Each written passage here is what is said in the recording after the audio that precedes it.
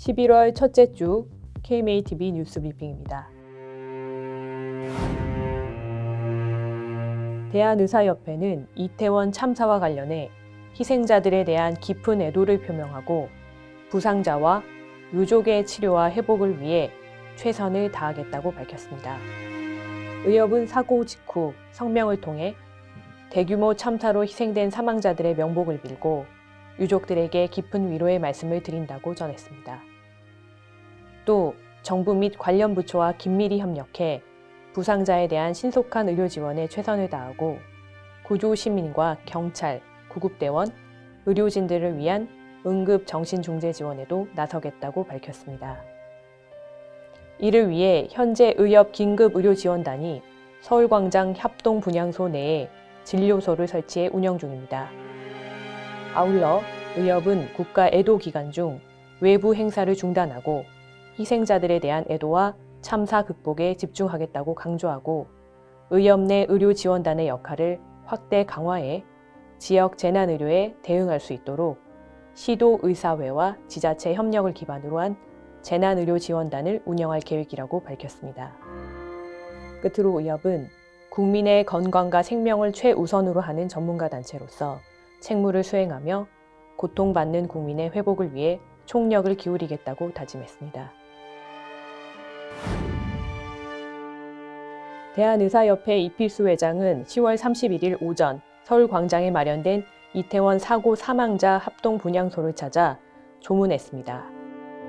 이 회장은 대규모 참사로 희생된 꽃다운 젊은이들이 너무도 안타깝다며 침통한 심정을 밝히고 애도했습니다.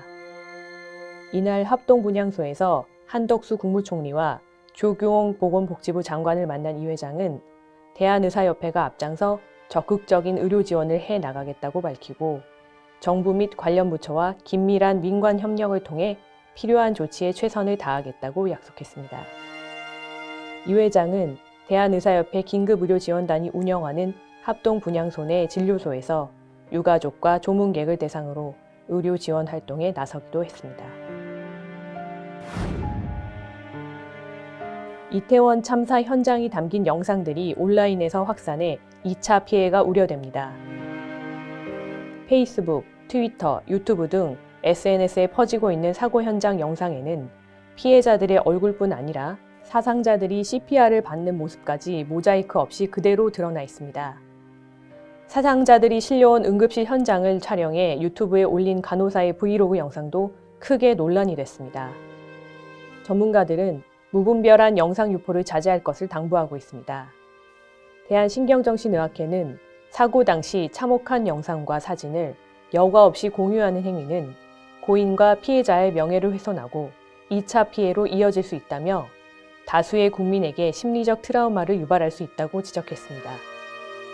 또 대한정신건강의학과 의사회도 직접 사건을 겪거나 목격하지 않고 간접적으로 노출되기만 해도 심리적인 트라우마를 겪을 수 있다며 특히 어린이나 청소년의 경우 영상 접촉에 각별한 주의가 필요하다고 강조했습니다. 의료인에 대한 보복 범죄를 가중 처벌하는 법 개정안에 대해 의료계가 환영의 뜻을 밝혔습니다. 최근 국민의힘 김미애 의원이 대표 발의한 특정 범죄 가중 처벌에 관한 법률 개정안은 보복의 목적으로 의료인을 살해, 폭행 또는 협박한 자에 대한 처벌을 기존 형법의 형량보다 높이는 내용을 담고 있습니다. 개정안에는 변호사에 대한 보복 범죄를 가중 처벌하는 내용도 포함됐습니다.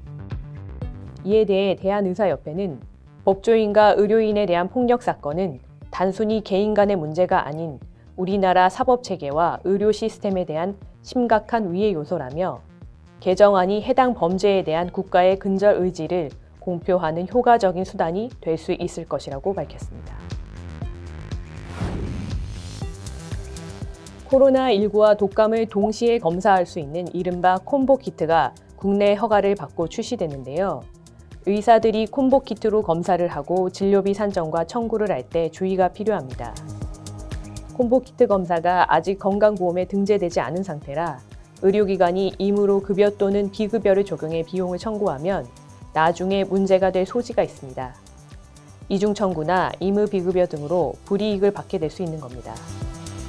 의협은 최근 이 같은 내용을 전국 시도의사회에 안내하고 주의를 당부했는데요.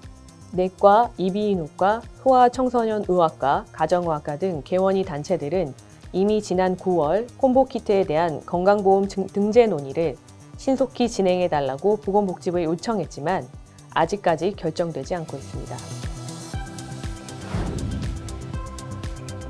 한방으로 난임을 치료한다는 한익의 주장은 과장된 것이며 오히려 유산을 유발할 수 있다는 지적이 나왔습니다.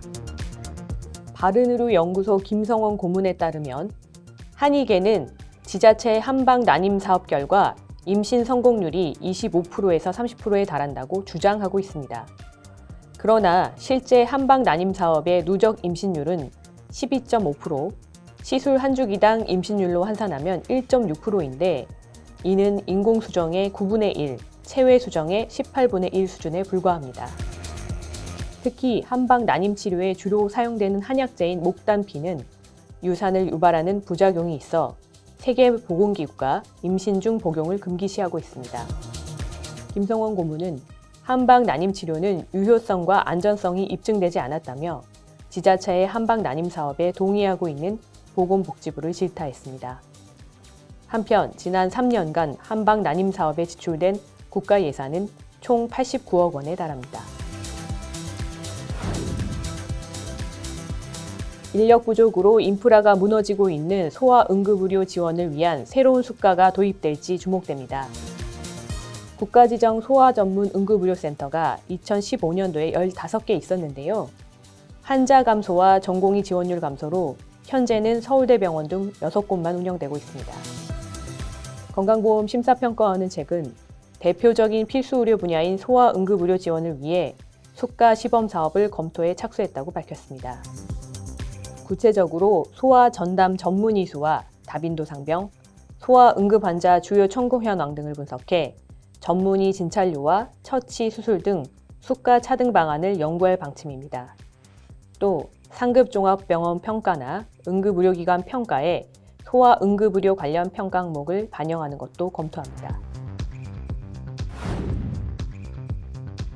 미용사와 미용업에 대한 내용을 규정하는 독립법 제정이 추진돼 의료계가 우려하고 있습니다. 최근 국민의힘 최영희 의원이 대표 발의한 미용사법안은 국가와 지자체가 미용업의 진흥을 위한 시책을 강구하고 미용사의 양성과 자격관리 규정을 담고 있습니다. 문제는 미용업의 범위가 명확하지 않아 자칫 의료 영역을 침범할 소지가 있다는 점입니다. 의협은 국회에 보낸 의견서에서 미용업 발전을 구실로 의료기기를 미용기기로 변경하고 미용사가 각종 의료시술을 하기 위한 수단으로 법을 제정하려는 것이 아닌지 의심스럽다고 지적했습니다. 서울시 의사회도 신체에 영향을 미칠 수 있는 행위를 의료에서 떼어내 미용사에게 무면허 의료 행위를 허가하는 법이 될 수 있다고 지적했습니다. 식품의약품안전처장이 성분명 처방 도입에 찬성한다고 밝혀 의료계가 거세게 반발하고 있습니다. 지난달 20일 보건복지부 국정감사에서 더불어민주당 서영석 의원은 성분명 처방 도입을 정부에 제안했는데요. 이에 대해 오유경 식약처장이 적극 동의한다고 답했습니다. 성분명 처방은 약계의 오랜 수건인데요. 서 의원과 오 처장 모두 약사 출신이어서 눈길을 끕니다. 대한의사협회는 식약처에 서한을 보내 성분명 처방은 의사의 고유 권한인 처방권과 환자의 진료 및 건강권을 훼손하는 중대 사안이라며 성분명 처방에 동의한다는 처장의 발언은 개인 사견을 넘어 국가 의료체계의 혼란을 부추기는 심각한 발언이라고 비판했습니다. 의협은 특히 성분명 처방을 도입하면 국민 약제비 부담과 건강보험 약품비 절감 효과를 기대할 수 있다는 서영석 의원 주장에 대해 그러한 경제적 논리라면 오히려 불필요한 조제에 의해 약제비가 증가하는 현 의약분업을 폐지하고 선택분업을 하는 것이 비용 절감과 동시에 환자를 보호하는 최선의 정책이라고 강하게 반박했습니다. 서울시 의사회와 대한개원의협의회, 대한소아청소년과 의사회 등도 잇따라 성명을 내고 오 처장의 발언은 의약분업 대원칙을 파기하는 것이며 의사의 약품 선택권을 무시하는 처사라고 목소리를 높였습니다. 반면 약사단체는 환영하고 나섰습니다. 약사의 미래를 준비하는 모임이라는 단체는 성명을 내고 식약처장의 답변은 당연한 것이라며 버려지는 약 낭비를 막고 제약산업 발전을 위해 지금 당장 성분명 처방을 도입해야 한다고 주장했습니다.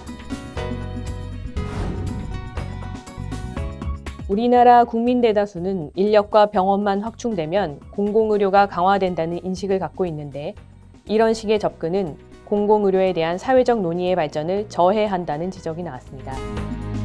한국행정연구원이 최근 성인 3,000명을 대상으로 조사한 결과 정부가 중점적으로 추진해야 할 보건의료 정책으로 가장 많은 26.6%가 공공의료 체계 강화를 꼽았는데요. 이를 위해선 공공의료 인력과 공공병원 등 인프라를 확충해야 한다는 의견이 42.6%에 달했습니다. 행정연구원은 보건의료 체계의 공공성이 부족하다는 인식은 높아졌으나 대부분의 논의가 의사 정원과 병원을 확충하자는 수준에서 이루어지고 있다고 지적했습니다. 연구원은 이 같은 접근 방식에서 벗어나 환자 중심 가치 기반 의료, 공공보건 기초 인프라 확충 등 다양한 정책 방향을 모색해야 한다고 밝혔습니다. 이상으로 뉴스 브리핑을 마치겠습니다. 이태원 참사로 희생된 고인과 유족분들께 위로의 말씀을 드립니다.